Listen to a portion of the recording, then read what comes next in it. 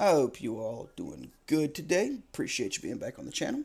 So we're going to talk about a free-to-play game on Steam. It's Dead Frontier 2. So let's go ahead and discuss the positives of this game. One, free-to-play. It's definitely worth the money. I'll give it that. Another positive about this game is that you can play online with your buddies. So you can run around a zombie apocalypse with your buddies shooting zombies. Hey, that's always fun, right?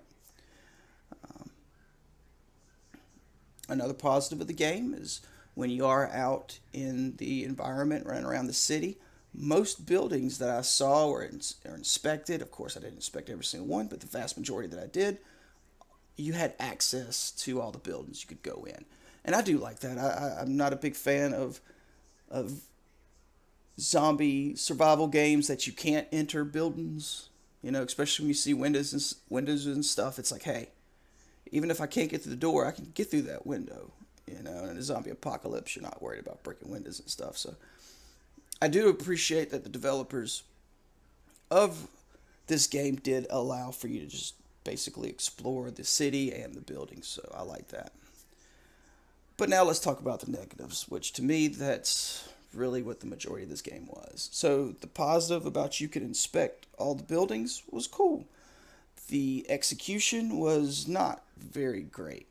So you go into all these buildings and it's basically the same building, different location.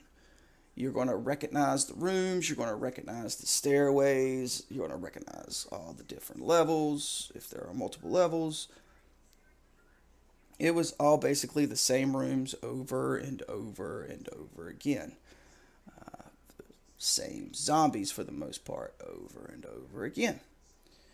The way you know what you can and can't loot in the game is anything that is lootable is outlined in yellow. That includes zombies and desks or whatnot. Anything you see outlined in yellow, you can search. Um, so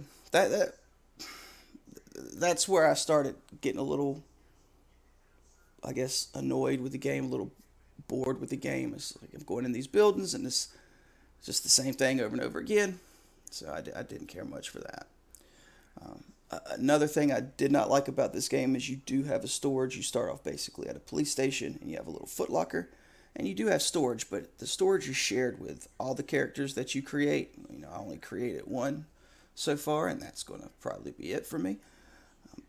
But if you try to create multiple characters, they still are going to use the same storage. And it's very small storage, it's very limited. So I did not like that. I'm hoping the developers will increase the storage.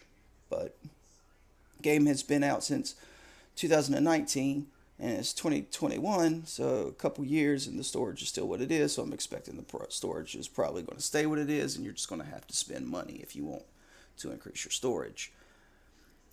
However, there isn't really a whole lot to store. I've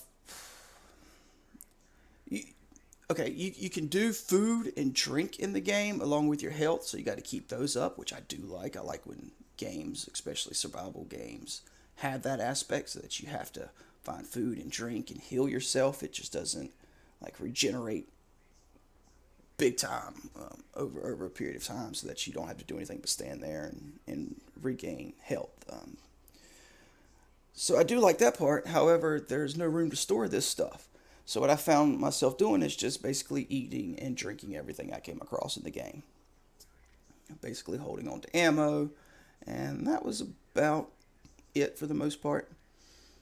Um, so I was playing the game and went through a building, and you can find keys to get into doors, to unlock doors, to get into other parts of buildings. That's pretty cool. But it's kind of not different. But the different thing is well, we'll put it this way. I was bored and I was like, hey, I'll go grab something to eat. I'll get my head right. I'll come back and I'll be able to play this game and get into it a lot more. That didn't work out so much because I come back, I'm ready to play, I get in the game, and all the quests that I had picked up were gone. So I had to go and re-pick up all the quests that I had picked up before. I had to grab them again. And I still had a key left over from a building. I was planning on going back to the building and checking out that door. Well, the key was gone.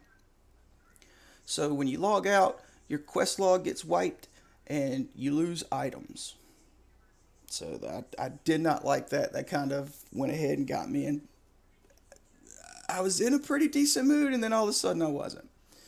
All right. So another problem I had with the game is when it rains in the game, these developers do that thing where you have rain dripping down the screen, except for they have it all over the place, and it's rather annoying.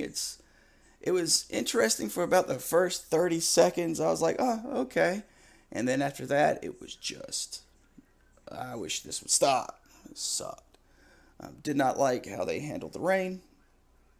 Um, just isn't a whole lot. The game is just not fun. It was just rather boring. You're running around shooting the same zombies with the same guns. You have a gun chambered in 32 ACP, 20 gauge, and a 5.56. And the 5.56 was by far the most powerful weapon out of all of them. So you find yourself just using the 5.56 mostly because you shoot a zombie in the head, unless it's the most normal zombies once in the head, they're done. The bigger zombies, you might have to shoot them twice. With the 5.56, the other stuff, maybe a couple more times. That was another problem with the game. The hitbox is so just all over the place. It really sucks. Sometimes you shoot a little bit, and you're like, okay, well, I'm gonna miss them, and you try to shoot for a zombie behind them or something like that, and you wind up hitting the zombie in front of you. You shoot for their head sometimes, and it's a total miss. We got the dot right on it, and it's just the hitbox is just bad on this game. So I always found that to be a problem in games where you're shooting zombies if the hitbox sucks. So it sucked. But overall, I just didn't have fun playing the game. It felt more like a chore than it felt fun, and it was just so annoying to me.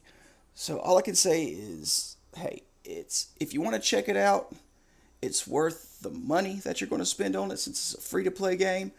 But I mean, I'd rather have those basically 4 hours that I spent playing the game back and just doing anything else, playing most any other game. Now, it's not the worst game I've ever played. I've definitely played worse games, but it was one of the most boring ones that I've played. But anyway, that's all I really have to say about the game. If I was you, I would avoid it. I don't think it's even worth down the time to download it and store it in your library on Steam or put it on your computer. To me, it's just not worth it. I'm going to be deleting this thing and not downloading it again off my computer for sure. But yeah, I'm kind of done with the game totally, and I don't think I'll be going to check it on it again. But anyway, guys, I hope this review helps you. I hope maybe you don't waste the 4 hours that I did, and maybe you can play a better game that you can have some fun playing instead of a game that you just want to get through. All right, guys, appreciate you stopping by the channel, and I hope you have a great day. Take care, guys.